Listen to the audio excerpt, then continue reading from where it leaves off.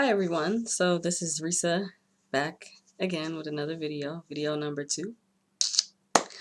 And this video is specifically for women that are recently out of a relationship. So either you had to walk away from a relationship that wasn't good for you, or you were dumped, but you're just at a stage of being brokenhearted. It's been on my heart to do this for quite some time. I actually was going to do a coaching call, and I had a whole agenda and stuff to go through, but it didn't work out. So I decided, well, why not come, on YouTube and do a video? So it's going to be short. It's not going to be very long. But I just wanted to talk to women whose hearts are broken as a result of a relationship, an intimate relationship at that.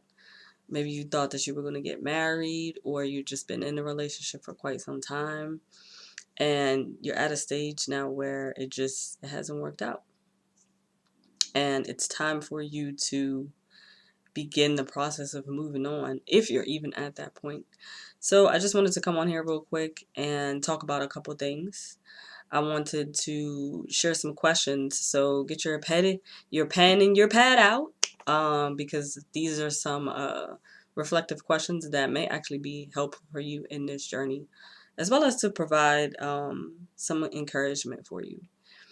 As a marriage and family therapist, and a coach that works with women, I know what that's like, from a professional standpoint, but also just, we've all had situations where we walked away broken because they didn't turn out the way that we thought that they should have turned out. So the first thing I want to do is go to the questions. These were 5 questions that I came up with that I think it would be good for you to ask yourself. Yeah, just ask yourself and give yourself time to answer them. You don't have to answer them all in one day or all in one sitting, but give yourself some time. So the first question is, before this relationship, I was, and then there's the question mark. So I want you to sit and think about who you were before this relationship started and ended. What were some of the places that you went to? What are some of the activities that you enjoyed doing? Who were you? Were you a happy person? Were you a sad person? And even think about the people in your life, family, people that are close to you. Who would they say that you were before this relationship started? I think that this question is important because a lot of times you enter into a relationship with someone, and during the course of that you change. And if it doesn't work out, then you find yourself having to figure out who you are now. And sometimes a good place to start is to go back to who you were.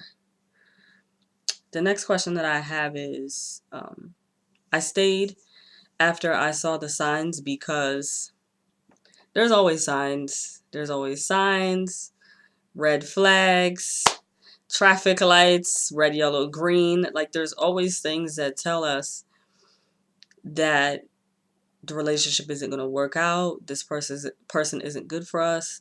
This person is toxic. There's always signs. But I think that we're not always honest with ourselves as to why we continued on even after we saw those signs.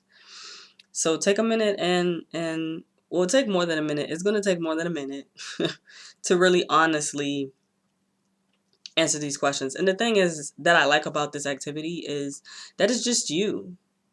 No one is looking over your shoulder. Like, you don't have to bring this piece of paper to anyone when you're finished. It's just for you, so you can be as honest and as 100 as possible. So the next question to think about is, this person was in some cases that person was your best friend. It might have been someone that you worked with. Who was this person to you?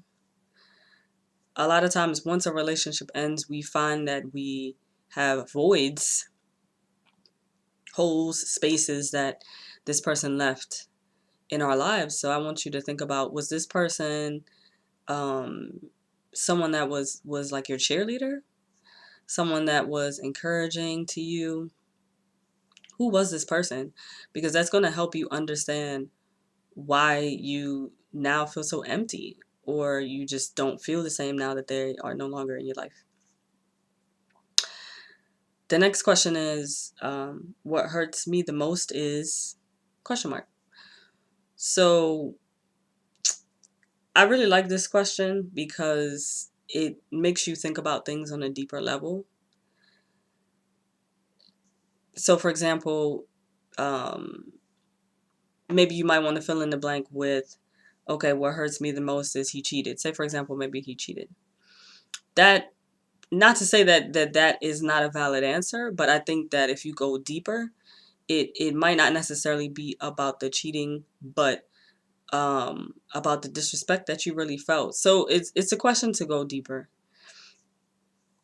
What hurts me the most?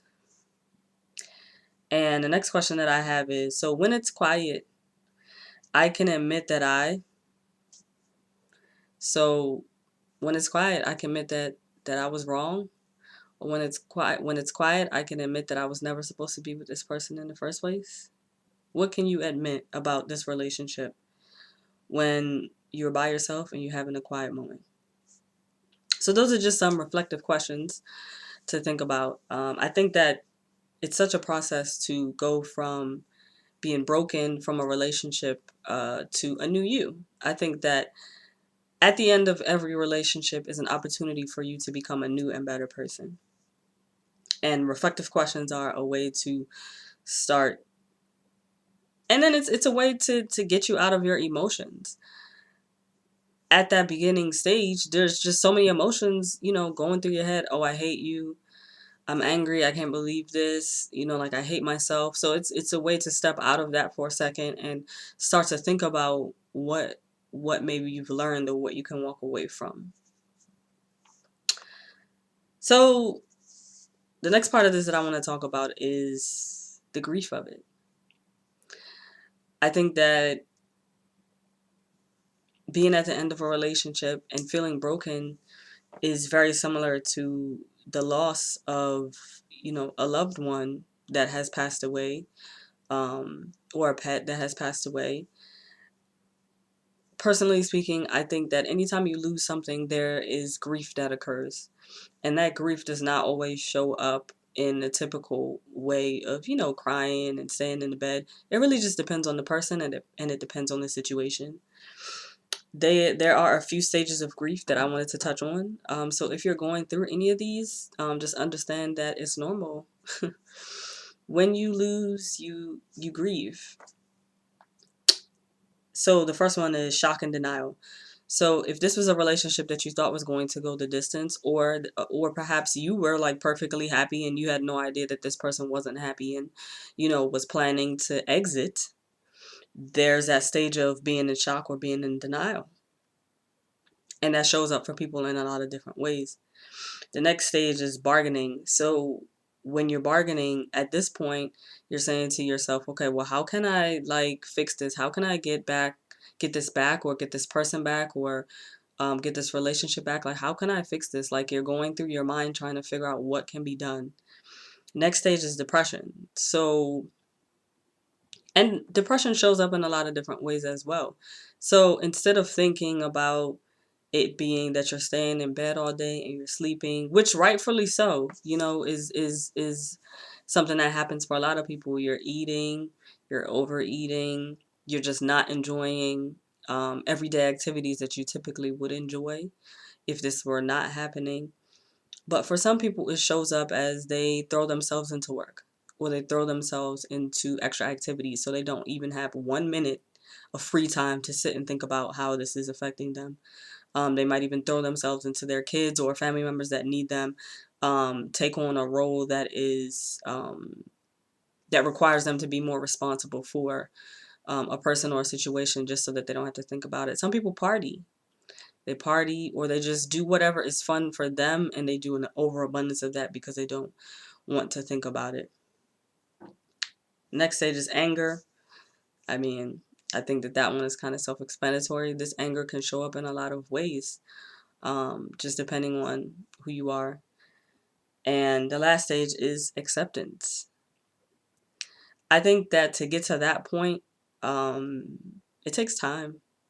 It takes time, and it takes accountability as well. So having someone that you can talk to about what's going on a consistent basis, and someone that can help you in a positive direction. So not that person that's just going to allow you to continue to run into your emotions every 5 minutes about it, but someone that's going to help you kind of progress.